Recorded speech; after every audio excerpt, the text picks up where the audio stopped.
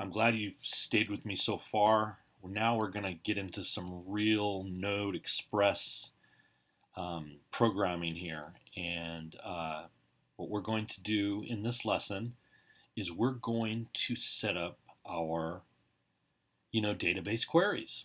And we're going to learn how to connect the the different CRUD operations, the create, delete, update, and and, and retrieve or get. We're going to learn how to connect those to a real living SQLite database. We set up our database in the last lesson with the fields, and so now we need to write some helpers that will interact with the fields that we set up. And once again, we're going to be using the Knex library for that. Let me show you the Knex library. So the Knex library we used so far to create a schema, but we also can use it to write our queries. And once again, if you haven't had a chance to go through W3 Schools, their SQL course, I highly encourage you to do so to help familiarize yourself. But in a nutshell, these are all the ways that we can perform SQL queries using JavaScript. The inner joins, the outer joins, where statements, select statements, insert, delete, you name it, it's all here. And the Knex documentation is quite good. So we're going to be using this today to write the code that we need to actually insert and retrieve information out of our SQLite tables that we set up. So let me get back to the code. So the first thing we're going to do is, first thing, there was an error in the Knex file. It wouldn't have affected anything until we started to write our queries. This use null as default that I had you put in is in the wrong place. So it needs to come out of there, and it actually is another argument. Another object key value pair here. It needs to go right here. We need to put a comma right after that, and it needs to go right there. That's the proper location for it. Use null as default is unique to SQLite. It'll affect some of the queries that we write. Some of the queries with like Oracle or Postgres, they will allow you to use a default value in the queries where SQLite doesn't allow it. So by putting this in here, it'll just make sure that we don't have any headaches with our queries when we're using the SQLite database. Later on in further lessons, I'm going to show you how to deploy this to, for instance, like Heroku, where we will be using a Postgres database instead of SQLite 3. But SQLite 3 is really, really good for development, and we're going to stick with that for right now. So anyway, first make this change and then save it. And then what I need to talk about right now is about REST. I said a few videos ago that I would speak about it in a later video, and I think that time is now. So REST, amongst a bunch of things that it does, in a nutshell, if I could just put it in plain speak, for our practical purposes, it provides a set of suggestions for how to set up endpoints and access. So I created a real quick little chart here to show you the difference between like a RESTful endpoint and a non-RESTful endpoint. For instance, in a non-REST architecture, if you wanted to write an endpoint to get the users, you might create an endpoint called get users. And then to add user, you might call it add user or an update user or delete user. And these seem intuitive. These are nice. These are cool.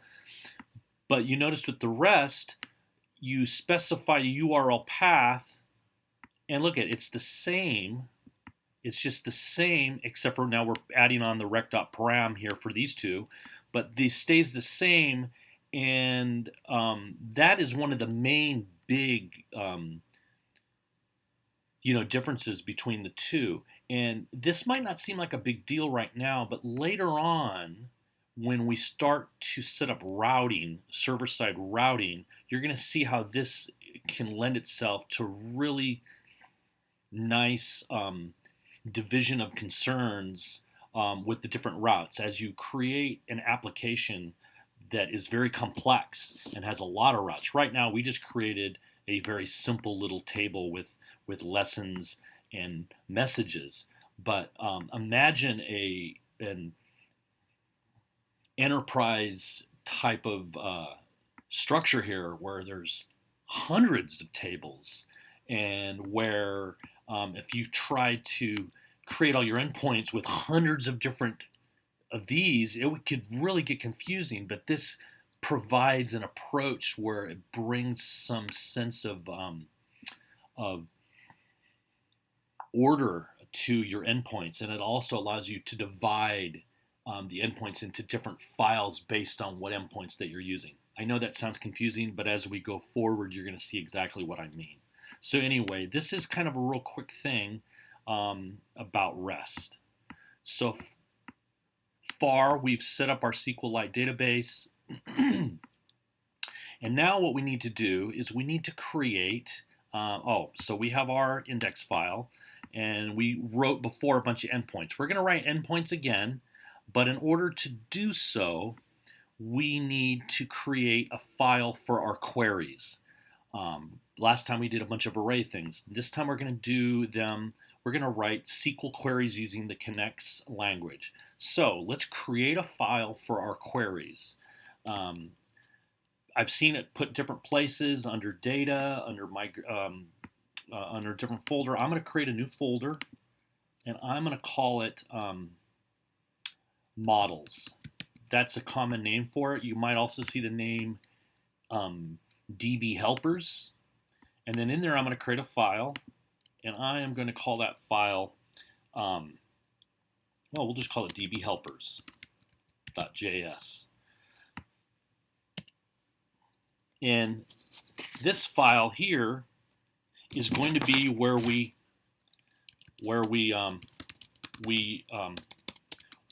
write our Knex queries. And so in order to use this file, we need to require Knex. So we're going to say const Knex equals require Knex. And then we need to create a configuration object. And I'll explain this in a minute. Just kind of stick with me. Config equals. And what we're going to do is we're going to point it to this Knex file. Anything that needs to interact with this needs to point to this file somehow. And so these helpers need to know what kind of database are we using? Where does it live? Things like that. And so we need to point it to that. So we're going to point it to, we need to go up a directory, right? Up one directory in order to get to it. So two dots, and then Knex file. There it is right there. So we're going to pass in this object here. And then we simply create a variable that's going to stand in for the database. So const, we'll just call it DB for database equals, you can name it anything you want. I think DB is nice because you don't have to type a lot. DB equals Knex. We're going to call Knex, and we're going to pass in this config, and then we got to tell it what we want. Later on, right now all we have is development. But later on, you're going to have a production. You could have a staging in here. You could have all kinds of different things. So for right now, you have to pass in the config object, and specifically, once again, which object, and we're passing in the development. So we're going to say config.development. Later on, there's a best practice way of breaking this out into a separate file called a dbconfig file. We're going to do that a little bit later, but right now we're just going to keep this real simple. And so there, this now tells us how to interact with our database that we specified here. And so now that we have a variable, we can use this variable to write our queries. What kinds of queries are we thinking of writing? We're going to need we're going to need to add a record. We're going to need to find a record. We're going to need to find by ID. We're going to need to remove record. We're going to need to update. And so each of these is going to be a function, and then we're going to export that function. So let's create our first function to put in. Right now we created this table, but there's no information in it at all. So let's create our first. Normally we create a get record just to pull because it's easiest to write, but if we did a get, there'd be nothing to pull because we haven't put any information in. So let's write a post. Let's write a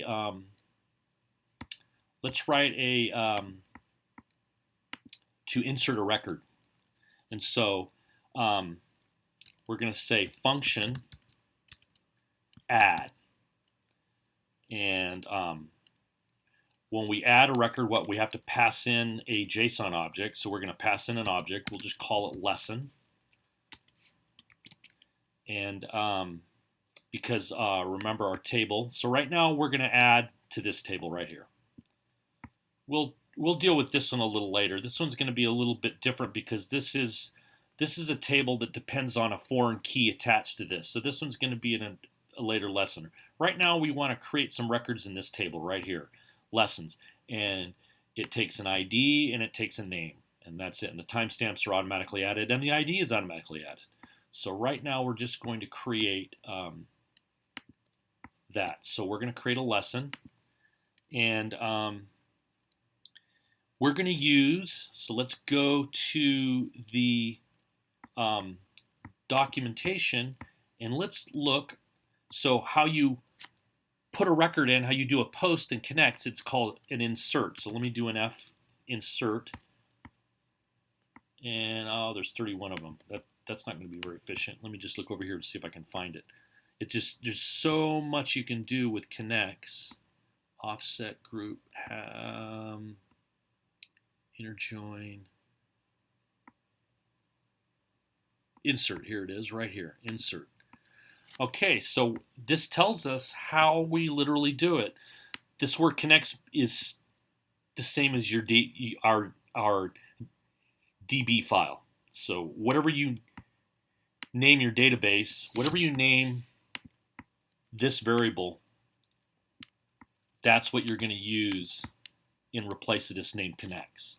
So we would use DB, and then you specify what table, and then you say insert and whatever you want to insert. There's one way of doing it. You can do it this way. It gives you several different ways that you can insert information. But the main thing that I want us to know is that when it's done, it resolves with an array of all the rows. So it's going to resolve with an array of how many records it inserted. And why that's important is you say, well, wait a minute, all the records, what does that mean? You can actually do an insert in code. You can do multiple inserts. You can insert 100 records if you want, as long as you pass all 100 in your JSON object. You don't have to just insert one record at a time. You can insert many. And so however many you insert, it's going to fulfill, if it's successful, to an array of all the rows. So we're using it to add one at a time. So we expect it to resolve to an array with one. See, so this one is inserting one record, and it's going to return that right there. So insert returns an array of one. So I can literally just say const, let me see. Well, we can say db lessons. So this says what database, we're going to use this object right here, what table in our file, this table, what table, and then what do I want to insert? I got a dot insert. And what am I going to insert? I'm going to insert what I passed in right here, lesson. And this is going to return, so I can say const, it's going to return an array. I can destructure that value. Let me see, equals. And if I try to do this, well, let's just try to do it. Let's save. Well, if we do this, we also have to go, first of all, we have to export it, right? So we have to say module.exports equals and add. As we write, every query we write, we're gonna add more here. Right now we got that one done. We'll save this. Now we got to go back to our index file and write our add. So let's go to our, so this is the query that actually interacts with the DB and inserts a record. But now we got to write the code that calls this function and passes this in. And we did that before, but we're going to do it again. We're going to write our first. In order to do this, we have to point now our server to our DB helpers file. So up here we have to say const, and what do we want to call the database? So over here we called it DB, but in our index file we want to call the specific table. We'll just call lessons equals require, and we put this under models /DB helpers. And so now we have made this connected to this because we need to call these functions in order to perform all our queries. So now we brought that in, and let's go down here and create a post. And so our post is going to, we're going to say server.post and /AP. Let's give it a path. I always like to put API in it because it lets you know that you're interacting with an API. So, we could just say lessons, but I like putting API. That's the way I was trained. And we're going to say when you hit this endpoint, this is the endpoint you're going to make a post to. And we got to include the homies.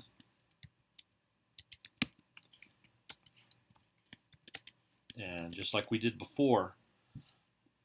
But now we have our cool, since we brought in this file here, we have our cool helpers that we can call instead of the array method that we did before.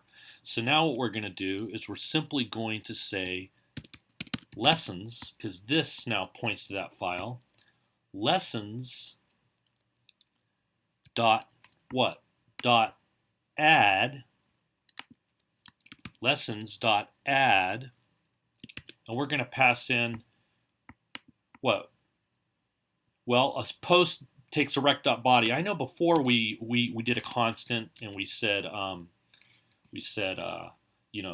new post equals rec.body, and you can do that and then pass in new post right here, or you can just pass in rec.body body directly right here, which is kind of efficient. And so we're going to say, and that's the rec.body is when we call add, pass in rec.body, that comes in as lesson here. So we're going to pass in rec.body. We're going to do a dot then lesson. So if it's successful, then we return a status of 200, right? With the JSON, with the message of, oh, we don't need a message. We can just pass in the lesson right here, right? Then we could return the successful record that we updated, and then we got to have a catch. Catch our error, if there is one. Return a status of 500 with a message of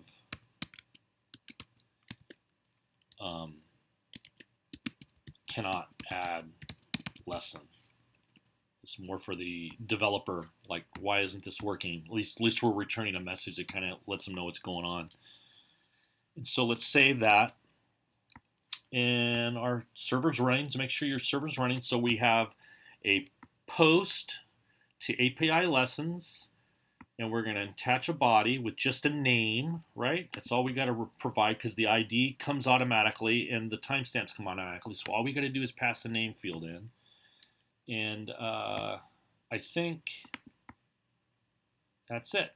So let's go. I have an unsaved file here. All right, let's save everything. Let's go to Insomnia, and let's do a post. We're doing a post to localhost 500 API lessons. That's what we called it, right? API lessons right there. API lessons. And let's give it a name. Let's give a name of a lesson. How about, I don't know, algebra beginning. And let's try a post and see what happens. And we get this db is not a function. And you're like, what? What the heck is going on? All right, I will tell you what's going on. And it has to do with the fact that when we try to add a lesson, this takes time. We're actually leaving the JavaScript world, and it's going into this database, and it's actually trying to insert information in here, and that takes time. And so what we need to do is it's an asynchronous thing we're trying to do. Our code is trying to just rip right on through quickly, and it isn't waiting for this to resolve. And so we need to use something called async and await, which is a promise. We need to say, hey, wait for this. So we need to put in front of every post that we do, or every insert, we need to do async and then await. And if we do that, then this will work. Now it'll say, do this, but it's going to take time so wait for this to get done before you assign it to ID. What it's trying to do is it's going rip, and it's not waiting for it to add the record, and it's already trying to assign it, and it doesn't understand it. So let's save this now. We put async and await. Our server's running again. Let's now go back to Insomnia. Now let's try to add this record. And we says no body return for response. But that's because we didn't return anything. We could have returned an ID. I could have said return ID, and then we would have at least been able to return the ID. Let's insert another record and return the ID, which gives us a little bit more helpful, because it actually went and got the record. Let's just, before we do another post, let's do a get. Let's do a basic get to that endpoint. Oh, but we haven't written the get endpoint yet. Let's post one more record, and then we'll do a get, and we'll get both of them. Let's do now algebra intermediate. Intermediate. And now we told it to return an ID. The first ID was the algebra beginning, so that I got assigned an ID of 1, and now algebra intermediate got assigned an ID of 2. So we know that this is working. So now what we need to do, that's cool. We got an add thing working, and we learned that we needed to use async and await anytime we do an insert.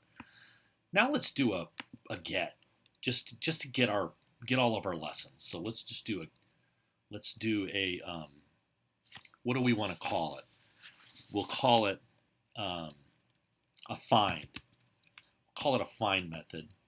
And what we're going to do is we're going to then just write another function here. A function find. We're not going to pass it any values. Underneath it, we'll do a find by ID. But this one will retrieve all the lessons, and then underneath it we'll write another one that will return a specific lesson. But let's just find one that returns all of the lessons. So let's do a find, and so this is going to be return, and to return all the records, all you have to do to return all the records in a table, it's basically you reference the table, and so DB, and then you reference the entire database, and then you tell it what table you want all the records out of. And so the table is lessons. So let me say that again. So the DB is pointing to our entire database, but our database contains two tables in it. It contains this table lessons and this table messages. I probably shouldn't have named the entire database lessons because that is also the same name as one of the tables. But I probably should have named this like anything other than lessons because that's the same name as one of the tables. But the DB object here in our helper, this is pointing to the entire database and then says, okay, what table within that entire database do you want everything returned back from? So anyway, a find is going to say, out of this table, return everything, return all the records. And so we save that, we make sure it's in the export find, and now let's go write our endpoint for find. We have a post for that. Let's put that underneath. Let's say server.get, right?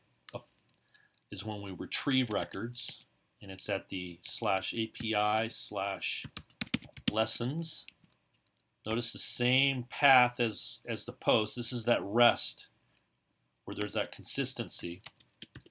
Rec, res. And now we call upon our object that points to the database. We're going to say lessons dot, and what do we call it? Find. We called it find. So lessons dot find. And so, and we are not passing in any arguments at all.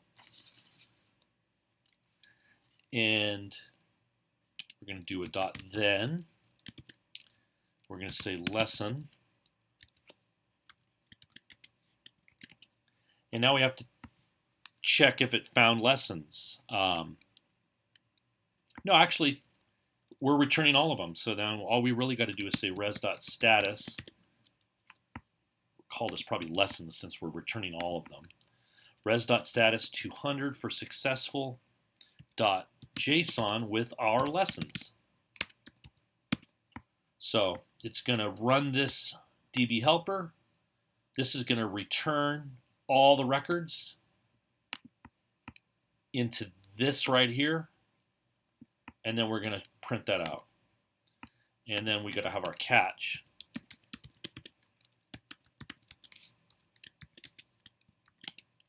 And then res.status of 500.json. message. Unable to retrieve lessons. Let's hit save on that. And then we'll go test our endpoint. Server's running, all files are saved. We're going to do a get to this endpoint. Let's go to Insomnia, or if you want to use Postman, here's a get to this endpoint. We should have 2 records returning. Hit send. Oh, this is a post. I just entered this record twice. Let's do a get. And there we go. There's the 2 that I accidentally entered. So our get endpoint works. So I think this is a long enough lesson for now. In the next lesson, which is good that I actually entered a record accidentally twice, in the next lesson we'll learn how to do a delete.